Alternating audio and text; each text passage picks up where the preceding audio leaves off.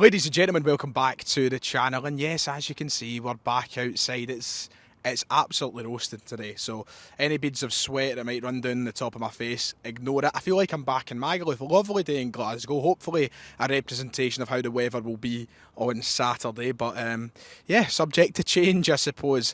It's Derby weekend. We play Rangers here at Celtic Park on Saturday afternoon. A massive game for Celtic, a chance to go 5 points clear already at the top of the Premiership table. We're going to talk about a few things leading into that game. We're going to answer a lot of your questions, and ultimately we're going to have fun as we preview a very, very on-form Celtic at the moment.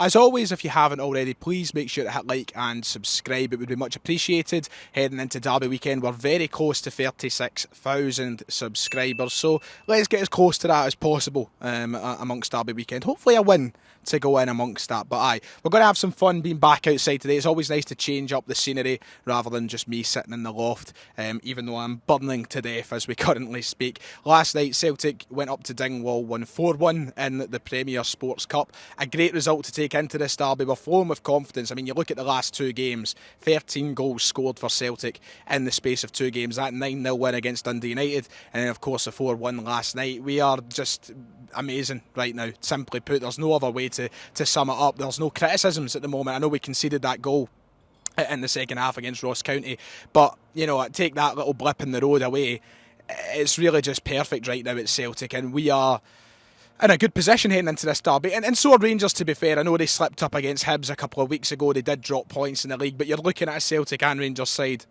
who are heading into this game on relatively decent form. But if you were to give the edge to anybody, and if you were to say that someone is in a better position than the other, it's certainly Celtic at this moment in time. And that's not being biased, that's not being self-righteous, that's just telling the truth. Right now, we look so strong. But both of us are in the Champions League. Both of us competed towards the very end of last season. They're two decent sides at this moment in time. So it's going to be a very interesting game on Saturday. Who's going to have the minerals to come out on top? Celtic obviously have that big advantage. What's the advantage? This right behind me. Celtic Park. That's the advantage right now. Of course, the last visit to Celtic Park wasn't the most exciting. It was a bit of a damp squib, if you like, a 1-1 draw at Celtic Park. But you think before that, and you go back to that 3-0 game in February of this year, oh my God, it was unbelievable. A full day of boozing as all the Celtic fans made their way to Celtic Park and made the pilgrimage, and we battered Rangers that day, and I'm hoping for more of the same this weekend. If you remember rightly, that was the first Celtic Park derby of the season last year. This will be the first Celtic Park derby of this season, so hopefully we go in with the same sort of motivation, both in the team and in the fans. The atmosphere lasts all 90 minutes, and if we could be in a similar position to what we were in February, then you could be laughing leaving out of Celtic Park come Saturday afternoon. But we're going to talk about everything. There's a lot to consider. We've also got a podcast that'll be live on the channel tomorrow, which will deep dive into absolutely everything to do with tomorrow's game, from tactics to team selection, everything else. So today we're just going to have a bit more of a conversation between me and you, the viewers, from all your questions I asked for earlier on Twitter. However, we stand here and it's transfer deadline day. Yes, deadline day. So the window shuts tonight, and Celtic look as though they could be making one more addition before the window closes. And who knows, by the time this video is up, we could have news on a signing here at Celtic Park. I've not seen any ominous black cars enter this. What the fuck is that? Whoa, look at the Jesus Christ. I've been chased by a bee. Should I keep that in the video? Should I keep that in the video? Me getting chased by a fucking bee? Christ. Don't say I don't entertain yous. Yes, I've not seen any black vehicles driving in yet. No blacked out Mercedes or anything as of yet. But we have had a little bit of an update on the transfer front. Of course, Ange Postecoglou said after the Dundee United game that there could be progression both in the ins and outs. We've seen Albin Ayeti leave the club last night. He's away on loan to Sturm Graz in Austria for the remainder of this season with an option to buy. You could maybe see a couple of other players leave the club tonight as well. But, interestingly enough, exciting news on the inside of things. So it was reported this afternoon by Fabrizio Romano and a few other journalists now to this point that Celtic are set to sign Danish midfielder Oliver Abielgard from Rubin Kazan. Yes, another player from Rubin Kazan. We're robbing them, aren't they? First Karel Starfelt last season, Sead Haksabanovic last week, and now Abielgard as well. The central defensive midfielder looks as though he's on his way to Celtic. Fabrizio Romano was reporting that the deal is in place, agreement's been reached, and they are now waiting to sign contracts. And since then, we've had another couple of developments on that front as well. It was reported that he's arrived in Scotland to complete the move, and we don't know what the deal is going to be, if it's involving a loan, a transfer, options to buy, etc, etc. All of that still to become clear. It's obviously, deadline day is a different animal. It all happens in such a rush. It happens in a flash. 1 minute they're being linked with the club, the next minute they've signed, and that's when you probably are going to find out more about the precise details. There's not enough time in the day to kind of iron it all out for us to know, and I guess we'll just need to wait to see if he's standing with the hoops on at Celtic Park later on, and I'm sure that's when we'll find out the news to what the transfer arrangement is. Look, listen, we needed a central defensive midfielder, and I guess that's the main thing. And I'm not going to sit here and pretend I know an awful lot about him. It's not the same as Sead Haksabanovic. Haksabanovic is someone who I've been kind of keen on signing, Celtic signing for years, so I knew a bit about him. Abielgard before the other day, had never heard of him. So I'm not going to sit here and pretend that I can tell you the ins and outs of his game. I've not had the time to sit down and do a report on him yet or have a look further into him, but we needed central defensive midfield depth, and that's exactly what we're getting. Rubin Kazan have already provided us with what look like two quality players in Starfelt and Haksabanovic, so I'm trusting that Abielgard will be someone at the ability level and the quality to come into this Celtic side and improve us. Look, he's not going to come and walk into this team straight away anyway. We know that it's depth that we need. Callum McGregor holds down that position really, really well, but when McGregor has to go out, and he needs to more often, he plays so much football, we now look as though we'll have an option to turn to. A Danish player as well, they provide good players, Denmark. Look at Matt O'Reilly. Look, I'm really buzzing about it. I'm hoping that we hear more throughout the day, but we had to sign someone in that area. And listen, if he does sign this afternoon or this evening in this transfer window, hopefully he does, you're looking at a 10 out of 10 transfer window for Celtic. And we'll review it all on the podcast, and we'll go through every single player individually and the window in general. But you just look at this window, and it's absolutely fantastic. And the difference between this window and the window that we had a couple of years ago, where we said on paper it's a 10 out of 10, is we've seen these players. They are proven players already. Apart from obviously Abielgard, we've seen a glimpse of everyone, and we know how important they are to Celtic and how good they are. Jota and Cameron Carter-Vickers, we knew from last season as well. This is a 10 out of 10 window. And you know what? You couldn't ask for more of a boost heading into that derby game either.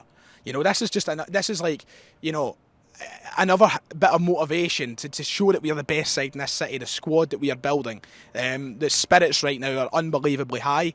And you know what? If we're going to end on another signing, brilliant, takes us into the derby nicely, and I'm buzzing about it. So that's the news so far regarding your man Oliver Abielgard, and hopefully we'll hear more as the day goes on, and we'll do more of a deep dive into him as well throughout the week on the channel once the derby is passed. Don't worry, I won't leave you in the dark. So why did I come down here anyway? Oh, there's a van in the background, lovely. Why did I come down here anyway? Why am I sitting here at Celtic Park? Well, I wanted to change the scenery, and I wanted to get your questions in ahead of the derby to spice it up a little bit, let your voice come through on the channel a little bit more, because tonight we'll have the podcast recorded, which is obviously me, Kieran Auld and Callum Craig's views, but I want to get your guys' views across heading into what is a very exciting first derby of the season, a very important first derby of the season. I'm hoping that it provides many a meltdown this weekend. Hopefully a couple of offside goals for Kyogo, for example. I'd just like to stir the pot. That's all I'm here for, just stirring the pot. Pardon my dangly bits. Just dangling from my phone. Yes. Right, let's get into this then. I tweeted earlier on this afternoon that I was looking for your questions to answer, to give my opinion, and any of your opinions as well heading into this game. A lot of the same questions, a lot of the same things on every Celtic fan's mind at the minute, but I'll try my best to cover as many as possible. So let's get into this. So from the user K, just the letter K. From him, he's or could be her, I suppose, asked Giacomakis to start, ?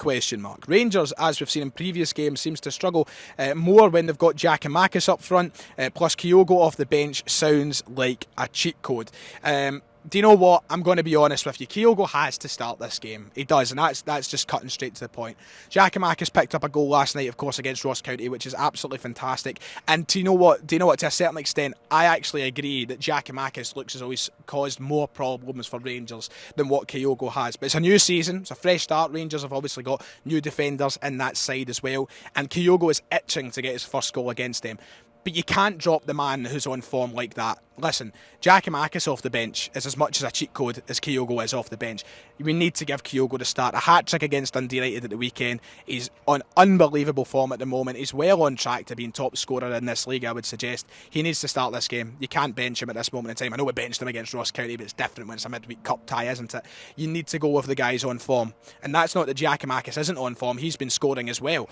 But Kyogo right now looks a different animal. And to not start him, I think, would be foolish. So for me, and we'll talk about it in the team selection on the podcast tonight, for me it just has to be Kyogo. As much as I love Giakoumakis, he'll make an impact coming off that bench, absolutely. The physicality that he can bring into the game, second to none. So I'm going to go with Kyogo to start the game, however, and it kind of ties in to a few people asking the same question. But Adam asked, do you think that Kyogo will get his first derby goal on Saturday? And do you know what? I'm feeling it. I can see it. The thing is, Rangers will bully him. They will. They'll bully him about.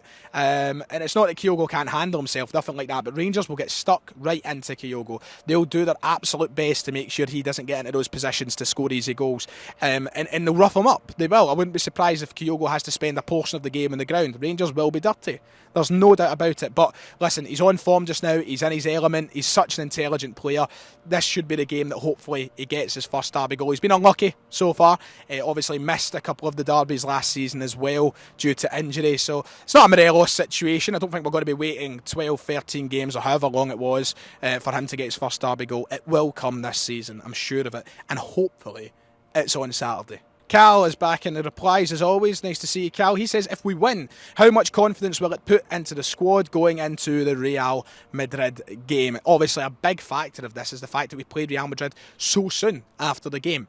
We played them on Tuesday night back here at Celtic Park. Massive opportunity for Celtic to take the main stage and make a massive statement in European football. If we beat Rangers, even if we don't beat Rangers, everything should be, this squad are so motivated at the moment. And no matter what happens here at the weekend, they'll still go into that Real Madrid game with the motivation and the confidence that they can get a result against Real Madrid. And so they should. I was speaking to my dad last night and he was saying, I know we can beat Real Madrid. And we can. There's no reason why we can't. Realistically, most folk will think we'll get a drubbing. And fair enough, because our European record goes to show that we don't tend to do well against these big sides. But the way we are playing right now, the way the confidence is, and if we get a win here at the weekend, my oh my, I'm buzzing for Tuesday. I can't wait to be walking back into 4-1-2 with the thought of beating Real Madrid on my mind. So it's huge. It is huge, and obviously you'd rather win the game on Saturday going into Tuesday rather than not winning it. So hopefully it just leads us into it very nicely. Boy in Reds asked, if you remember back before the Cup semi-final, where we lost to Rangers, of course, in extra time. I was on Hamish's channel, I was on 67 Hail Hail, and I said something along the lines of, I can't remember what it was, but if Celtic done something, if Celtic won a treble, I'd get Joe Hart tattooed on me. And he's brought it back up. He said, would you get Joe Hart's face tattooed on your body? Now, he's not given me a condition for that, so I'm going to go ahead and say maybe one day. But you should have been smart here. You should have given me a condition. If Celtic win 3-4-0, will you get Joe Hart tattooed on you? I'm making no promises. We'll wait and see if it happens one day. But what I will say is, never say never. A lot of questions. A lot of good questions as well. I don't want to be standing here all day. Okay, Ryan asked a question. Midfield of Moy, McGregor and Hatate, or Matate, yes, Hakuna Matate. McGregor, Hatate and O'Reilly. Moy's not going to start. As good as he was last night, he's not going to start the game. I would be stunned if he started the game, and that's nothing on Moy. Realistically, the midfield three is going to be McGregor, Hatate and O'Reilly. I think that will be the three that start the game. I think it's the smart three to start the game. Hatate's obviously got a good record against Rangers. McGregor's obviously going to start. And O'Reilly's just brilliant. So, but, you can't even put out the question. You brought up Moy. What about Turnbull? It could easily be David Turnbull as well. We've got a lot of great options in this midfield at the moment. But McGregor, Hatate and O'Reilly seems the logical bet. And I think it's the smart bet to play those three. Dill Pickles asks, what's your opinion on Haksabanovic and Jota rotating wings? I don't know if you mean in general or for Saturday, but I'm going to talk about it as if we're talking Saturday here. Haksabanovic's not going to start. That's not going to happen. Realistically, it's going to be Jota and Maeda or Abada and Jota. Jota will be a dead cert. We know that. Obviously, touch wood. There's no wood around me. Oh, shite. Touch wood that he doesn't get injured. But Haksabanovic won't start the game. But if he does come on, yeah, I'm sure he can rotate wings. He looked great coming on the park last night and playing that left-hand side.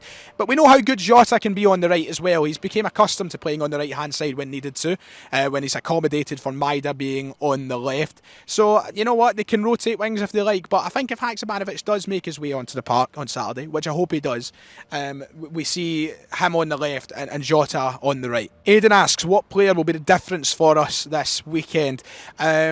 I mean, Kyogo is the one that you want to jump to straight away with the form he's in, and we've obviously spoke about him a lot. But in the last couple of derbies, we've seen the impact that wingers can have on the game. I think that, we've got much better in the midfield as well. I think in years gone by, Rangers have really dominated the game in the middle of the park. But Hatate came in February and look how good he was. McGregor's been brilliant as well. He was chasing Rangers around in the last couple of derbies. There's so many players who can unlock this game for us at the weekend. Do you know who I think could just be key for us and massive? I'm going to go with O'Reilly. I really do think O'Reilly could have a right good grip on this game if he's into it. If he gets into it from the first whistle and he manages to play the football he can play, the intelligence that he shows can unlock another level for Celtic in these derby games. Of course, he's been involved only since January, so he's played not as many derby fixtures as some others. But wow, I think that he can have a massive impact. A lot of people asking the same questions. Abada or Maeda? And Starfelt or Jens? I'll answer rapid fire. Starfelt, easily. I love Jens, but Starfelt. He's got the experience over Jens in these fixtures, and of course he is our preferred starting centre half. It's getting cold and windy now, by the way. Christ almighty, Mary Poppins about to blow in. And you know what? Abada or Maeda? That's a tough one. I'm going to go Abada for now. You might ask why Abada over Maeda, and I'm not going to cry if any of them start. I'll take any of the two. But I want Jota on the left, so I'm going to go with Abada. And I think that's about us. I think we have basically covered all fronts in terms of your questions for the derby game. Somebody saying keep an eye out for Moussa Dembele entering. Listen, if Moussa Dembele was entering Celtic Park, I would be sprinting off like Usain Bolt and leaving the camera where it stands. Sadly, I don't think that'll ever be happening ever again. Not that I want to be downbeat about it, but yeah, I think I've basically covered all your questions for today. I'm buzzing. I'm absolutely buzzing to be back here. I've got to be back here tomorrow. I'll be on another channel with a special guest, so keep your eyes out for that. But I cannot wait to be walking up to 412 on Saturday afternoon. I am absolutely buzzing. A few drinks in me, get into the mood. It's brilliant, these games, isn't it? Because you just, the anticipation, it kills you, but it's so worth it if you get the result in the end, isn't it? So I'm absolutely buzzing. But yeah, I think that about covers everything for today. We've covered the news and the transfer front. I've answered a lot of your questions heading into the derby. I wanted to do something a bit bigger for this first derby of the season, but time has just not allowed that. It's all been such a rush, playing midweek with Ross County and obviously the game at the weekend, and now we've only got 2 days in between. So hopefully heading into the next sort of derby, could get guests on, they could do something a bit bigger and better. But it's always nice to get the voice of the viewers, because you've been so pivotal in this channel for the past few months.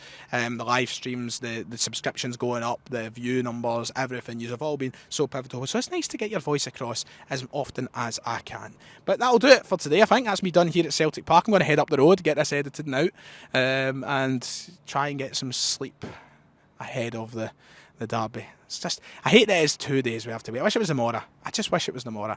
Anyway, right, we'll be back in the we'll be back in the channel tomorrow with the podcast, so keep an eye out for that. And you can also get involved with the podcast by going and following Celtic Podcast on Twitter. You can get your questions in for tonight's show. And I think that does it for today. Lovely stuff. I enjoyed this. Right, take care. Cheerio.